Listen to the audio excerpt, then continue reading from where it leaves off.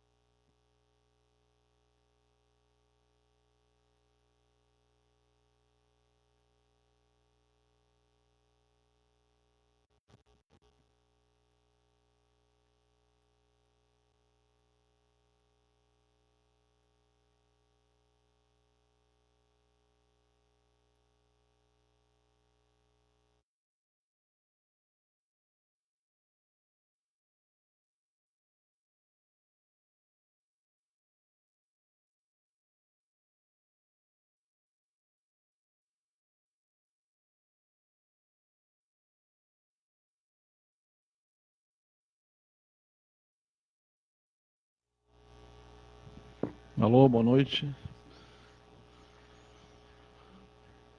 Filosofando, o assunto é Hegel.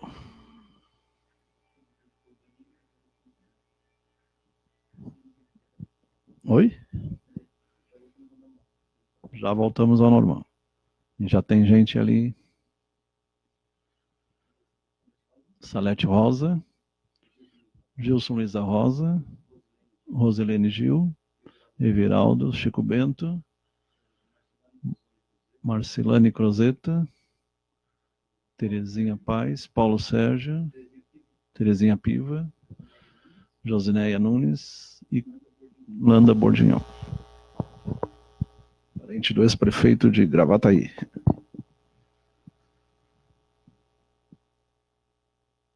Tenho certeza que é esse aí. Mas o que elementos tem a ver com... Ah, tá. A nova afirmação, o espírito, a negação da informação. É esse aí que fala do terceiro... Uma lógica da vida. A dialética é uma lógica da vida. Lembrando o que é dialética, temos a tese, a antítese e a síntese. A tese diz uma coisa, a antítese é a contraponto e a síntese é a unificação das duas. Ou resumo das duas. A dialética, então, é a lógica da vida. O conjunto dinâmico das relações internas de uma totalidade orgânica em devenir. A ideia imediata da vida, segundo Hegel. Podemos dizer que o método, a dialética, é indivisivelmente lei de desenvolvimento do ser e movimento, método do conhecimento. Hermenêutica. Oi? Aí é complicado.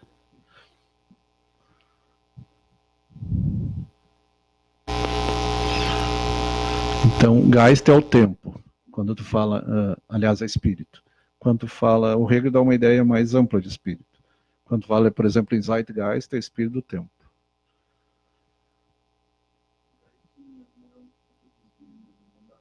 Mas ele é um sentido não só de consciência, mas sentido também de modo de ver.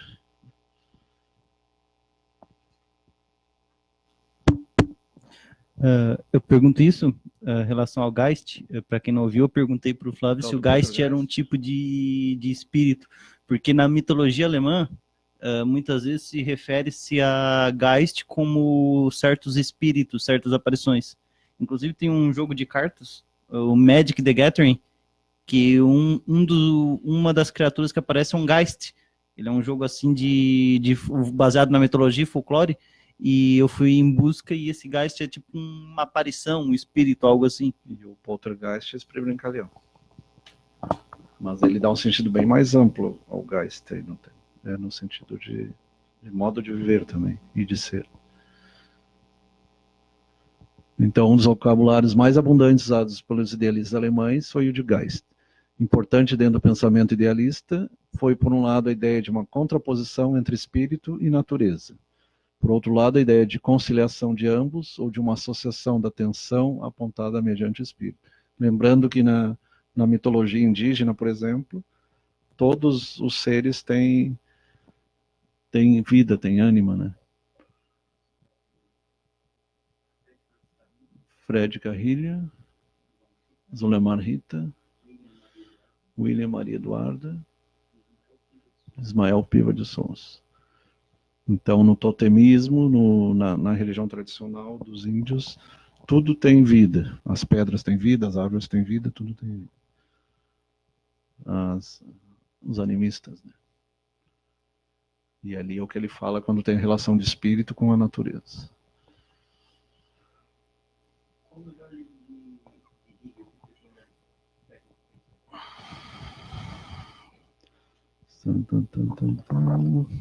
Lembrando que eu perguntei para o Dr. Flávio qual seria o melhor livro do filósofo Hegel, ou qual que seria interessante de ler para quem quiser conhecer mais. A Dialética do Ser. A Dialética do Ser.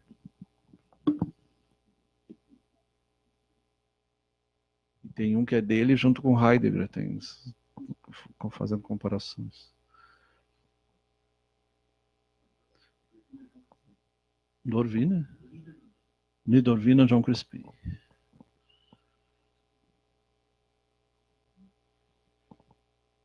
Esse já foi.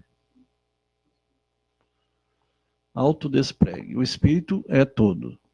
Antes de ser todo, o espírito começa por uma verdade parcial que necessita completar-se.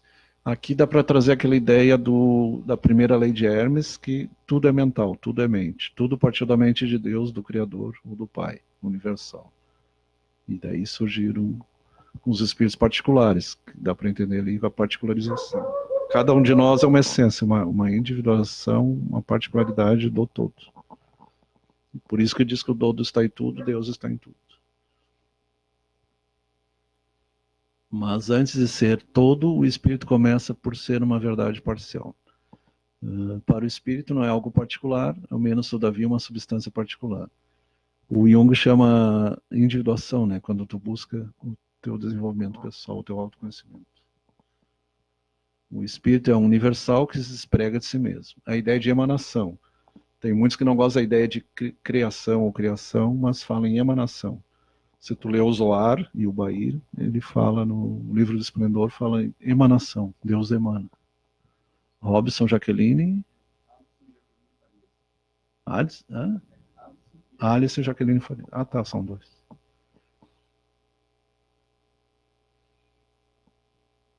Então, o universal vai se tornando particular.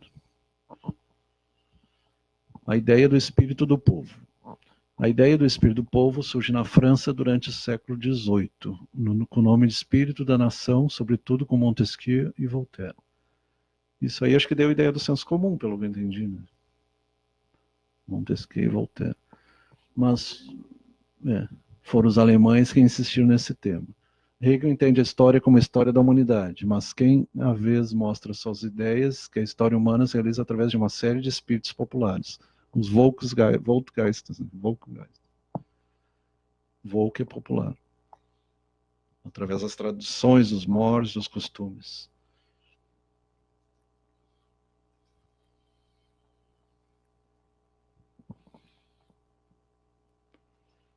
Volkgeist, isso aí mesmo. Hegel se refere ao espírito dos povos e Volkgeist como a luta interna, a vida interna do espírito, de um povo. Não tem como aumentar isso aí. Habituada por costumes, leis e constituição. São os modos e os costumes. Como espírito universal, aí já dá. Formado pela concorrência e relação com os espíritos dos diversos povos através da história.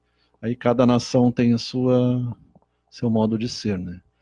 Como o sentimento de um povo tem de si mesmo, de suas paixões, possessões, instituições, costumes, passados, etc.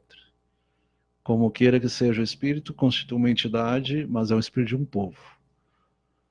Se pegar, por exemplo, a noção de karma, karma é ação-reação. Existe o karma pessoal, karma grupal, familiar e o karma de um povo inteiro também, chamado polikarma também. Que é o que se refere ali, ao grupo karma e ao polikarma.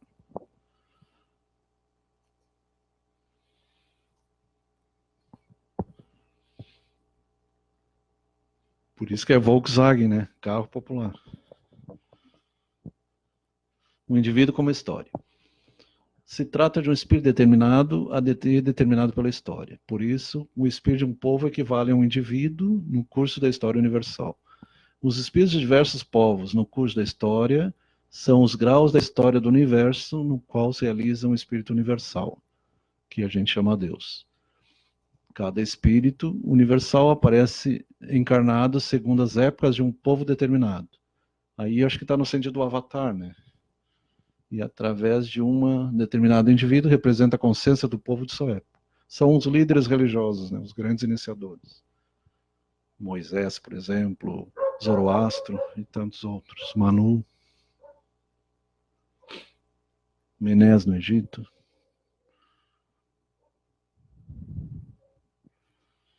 Concepção orgânica da história. Hegel tem uma concepção orgânica da história. Nela, todos os fenômenos históricos, desde economia a religião, isso aí entra no sentido... como é que é o termo mesmo? Daqui a pouco eu lembro. Os fenômenos históricos, desde a economia e a religião, da arte, da política, da técnica, da filosofia, são interdependentes, constituem as distintas manifestações de um desenvolvimento único do espírito universal na totalidade vivente. O simples vai se tornando complexo e vai se agrupando. A teoria sistêmica, através dos diversos sistemas. Por exemplo, átomos, organelas, células, tecidos, órgãos, sistemas, povos, raças, povos, etnias, nações, até chegar à humanidade inteira. E as diversas humanidades nos diversos universos paralelos ao multiverso, usando a linguagem da nova física. Aí o grande vai abarcando o pequeno e o pequeno vai ser. Na busca do método, apesar da forma mística que envolve essa concepção, ela aporta um enriquecimento considerado do método histórico. A ideia da unidade orgânica do desenvolvimento da história é dizer a ideia que existe uma lógica interna do desenvolvimento da história. E no caso dos povos, seria primeiramente os clãs, que tu ainda vê na Irlanda e tu ainda vê, na época dos vikings, até chegar matriarcados, patriarcados, os bárbaros, até chegar a aldeias, cidades, e hoje são megalópolis, cada vez mais complexos, cada vez mais. E hoje se fala em aldeia global, né? Tem muitos ainda pregam nacionalismo, mas a tendência é para um transnacionalismo, como a gente comentou no transhumanismo. O que busca Hegel é um método que dá conta da totalidade do real, ou dizer, da totalidade da história. E eles falam até uma relação com as cores, né? O amarelo, assim, a busca da riqueza, o verde, a questão da natureza, o vermelho, a época do nazismo, por exemplo, e do comunismo, e a tendência em direção ao violeta. Tem livros muito interessantes que falam sobre isso. Um abraço e Deus e Sartor. Sônia Regina. Música Nova Querência. Márcia Hirsch, alemã. Essa deve conhecer Hegel.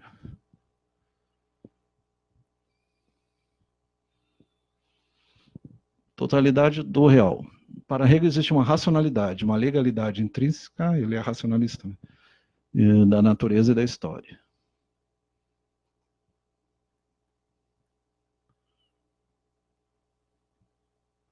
A totalidade. Hegel assinou a tarefa de talhar um método capaz de justificar o real na sua totalidade, e por conseguinte, até nas suas contradições, que aí entra a questão da tese e antítese, e seu acabamento. A dialética especulativa de Hegel, lembrando que a dialética começou lá com Sócrates, até chegar no século XIX e XX com Hegel. Pensar a vida, provar que o mundo é inteiramente obra do espírito. E aí ele confirma a primeira noção das 7 leis de Hermes, que tudo é mental, o universo é mental. Por mais que a gente tenha a ideia que a nossa realidade é sólida, ela começou na mente, para depois se tornar objetiva. Começa pelo subjetivo. O mundo das ideias de Platão.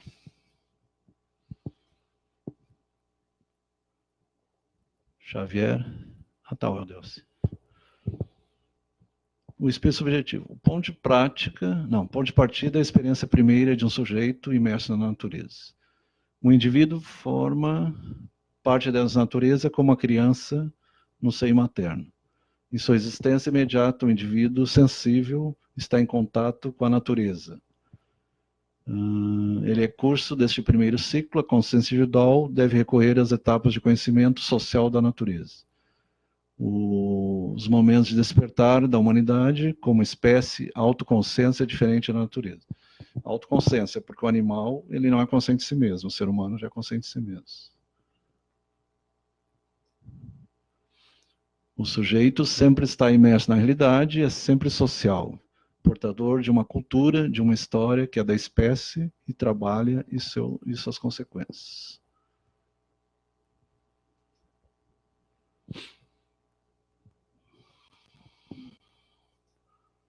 O objetivo, então, do subjetivo para o objetivo, do mental para o físico, o latente para o manifesto. O segundo ciclo da consciência individual é necessário. Ele deve assimilar o conhecimento do espírito objetivo, ou dizer, a sociedade, sua história na cultura universal. Não se trata só de ilustrações históricas para servir a um desenvolvimento necessário de autoconsciências, senão de uma assimilação na consciência individual das experiências históricas do homem. Se trata das atitudes assumidas pela humanidade a respeito de sua própria história em vias de realização, o eterno vir a ser.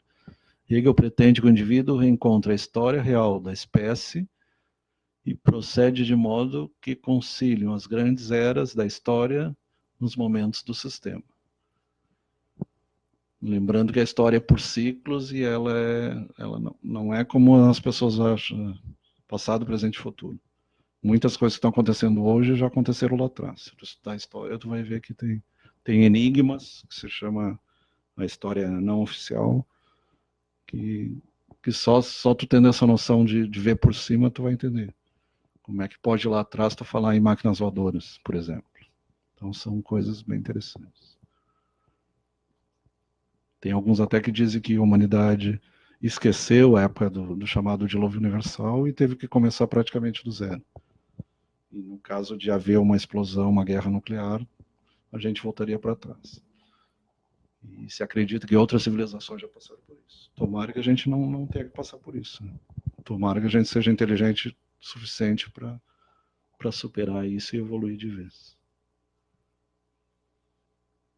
O saber absoluto e o espírito absoluto. Um terceiro ciclo está por recorrer. Ao considerar Hegel acabada a história, hoje já se fala de além da história, é possível um saber absoluto. Com um saber total, pode então dominar-se a história inteira para determinar, independentemente do desenvolvimento histórico, dos modos diversos de captar a verdade absoluta, a arte, a religião e o saber absoluto, a filosofia. E é interessante, tem grupos que estão combatendo a arte, a religião e a filosofia. Né? Por que será? Aí a gente na discussão da famosa nova ordem mundial.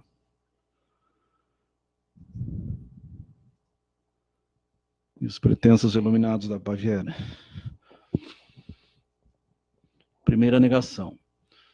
No interior da consciência, por torpe que ela seja, de onde se diferenciam pouco a pouco o sujeito e o objeto. O que a consciência considerava como verdade se revela ilusório. Essa primeira contradição, vivida no fracasso, quebranta da certeza sensível. Com a primeira negação, com a primeira dúvida, começa a mediação, o verdadeiro não é mais o imediato. A dialética interna da certeza sensível começa com o desprendimento do ato imediato, porque a consciência distinguirá o saber do objeto de seu saber. O começo todo é ser, e do ser se parte a negação. Na verdade, o ser humano que tem a negação, né? Os outros não vivem no instinto.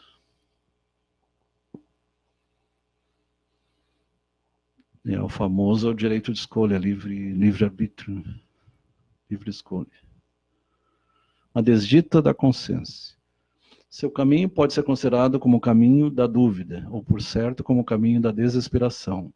Fenomenologia. Esse aí é um livro muito bom, Fenomenologia. Pois a consciência total com o ser é felicidade. Primeira ruptura da primeira desdita da consciência, o primeiro desesperação.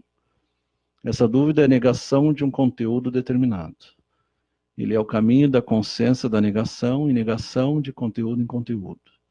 Hegel está persuadido de que a consciência da unidade da vida pelo ser humano passa pelo caminho difícil da separação e desligamento do conflito. Alguns falam nisso como se fosse a descida para a matéria e o retorno para a divindade.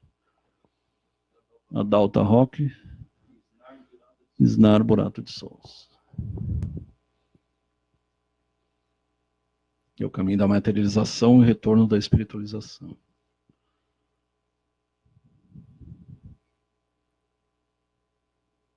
É o mesmo? É o mesmo ou é outro? Boa noite a todos, então. E até a semana que vem.